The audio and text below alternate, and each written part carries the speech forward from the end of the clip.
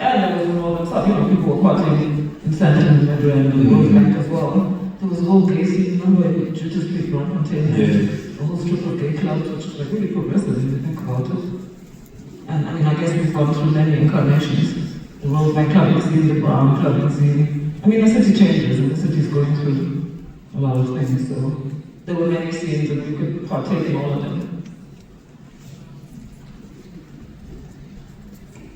Hello, everybody. My name is Nolutando, but I'm known as Tito, and these are the street rats. My bad. I know he decided that we needed a creative name to celebrate Maria because that's the person she was. And thank you for everyone who came to celebrate her life with us. But she did want us to mourn her. She did say, "You better mourn me, so you better cry." Okay. Outside of that, we wrote her a letter because if we speak from our emotions, I'm afraid we'll digress because she had so many things that she did for us, and her presence in our lives was extremely big. And I'd like to thank her family for also giving us the space to mourn her with you guys. You are our family automatically because Maria was our family.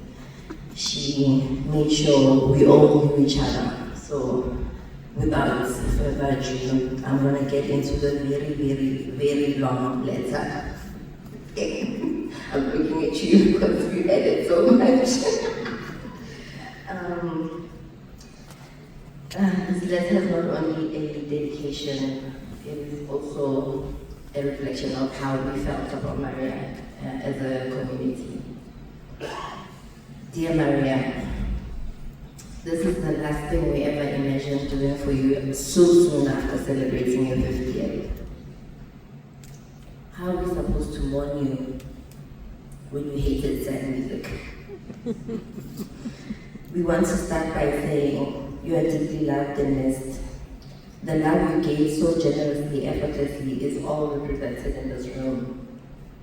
You touched so many lives in so many ways, and we can only hope everyone had the chance to tell you they loved you and appreciated you in person while you were still here with us. You truly were the glue that kept us all together. Every year you made sure holidays never felt lonely, hosting full mass, Easter lunches, and showing up for almost every birthday, arms full of gifts. And for me, you made sure that my babies always had a parent present when I was traveling out of the country. You always were there for their birthdays when I couldn't make it for their birthdays. And that alone speaks to the volume of love that you carried. In the 10 years we were friends, for 5 of those years we became family.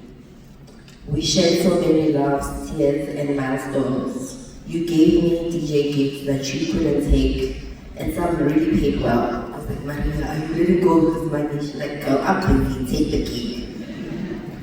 And every time I played a beautiful set, you would always say that set had the Tito effect, and then I knew that, okay, that was a set.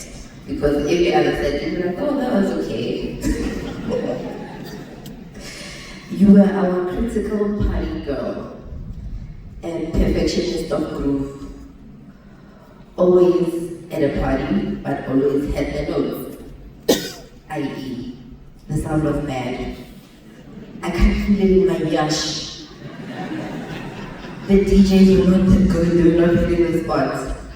And those comments are fair because of your long-time experience in the industry, but you also complimented where it was relevant. You would say, oh, that party was great, or the lineup was amazing, the selection was good.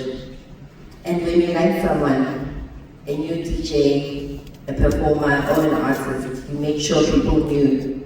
Tapping and posting in real time on your phone mid-conversation. Literally, Maria was this gal. She would stop walking, and you look back, how Maria? Hold on, I'm just replying quickly. One of my favorite memories is attending a year master party with you in Bram. We had too many cocktails. I tried to go home and you said to me, what's the rush? You don't have a boyfriend? Maids at home? Do you have something important tomorrow? That no became a 3-day hangover for both of us. And all we could do was check in on each other because this is still when we were living at Westminster. I would walk upstairs and be like, okay, are you okay? She's like, I still have the hangover. And I would say, I told you, let's go home. And somehow you became the queen of Halloween out of nowhere with your creative, topical, and on-the-nose costumes with your partner crime, Anoki. You went from, I don't really like dressing up, and what did I go as? To, as in, doing the most, being Meghan Markle and holding a baby all night. Kim Kardashian with a bust down. I was going to tell somewhere in a bust down. Bust down up to the nyash, as she would say. And you were Munchal Sanelli, carrying a pump that should only be seen indoors. And you carried it proudly. Nobody, she kept that pump here where everyone could see it. And with the last one being Kelani and Queenie, and that was like my favorite. And she even sent me a picture. I mean, every year she sent me a picture because I could never make it for Halloween except the Moonchild Halloween. You worked so hard on your DJing. Always had the client brief, your own brief, the unique challenges you set for yourself to find a narrative, a journey in each set. In the early parts of your DJ journey, you were fighting those BPMs. But in the past 2 years, you and Colleen would have these epic jam sessions in your flat with Keish and El Grey. I think everyone who has had Maria in their house keeps a thingy of a tin of El Grey tea, because that was her favorite. Rocking senseless, cruising lyrics, connecting between tracks that only you would work together. We are so lucky to have spent so many hours hearing you explore music.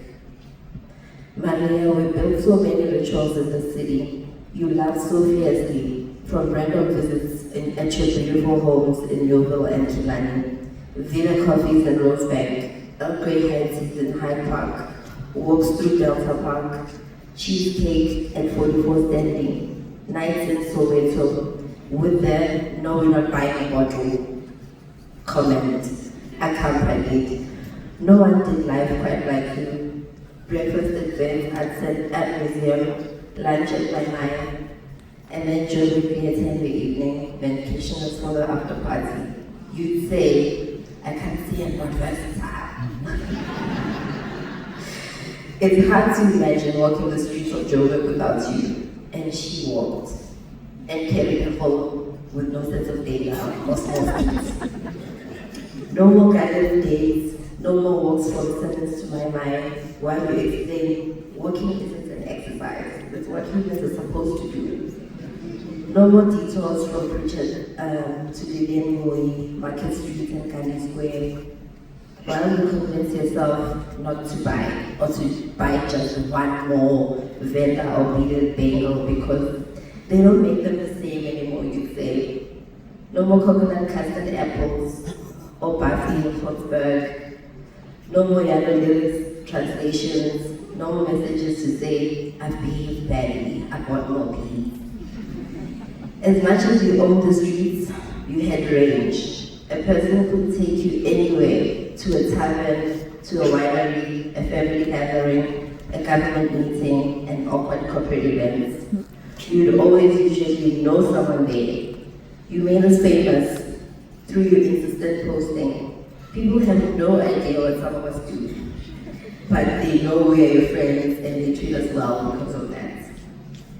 You lived fully unapologetically, said what you meant, and stood by your chosen tribe. Maria, you were our ride or die, our confidant, our source of juicy gossip, our cultural commentator, our entry to everything cool, the best gift giver, and one of the most generous people we've ever known. We all really thought we would die trying to get into a nightclub in Hillbrow in our 80s. And to continuously celebrate our African culture. What a bright light you were, journalists with your time, your heart, your platform, that you built brick by brick, your presence, your gifts, and your love. Of all the beautiful things you loved, we are lucky to have been counted amongst them.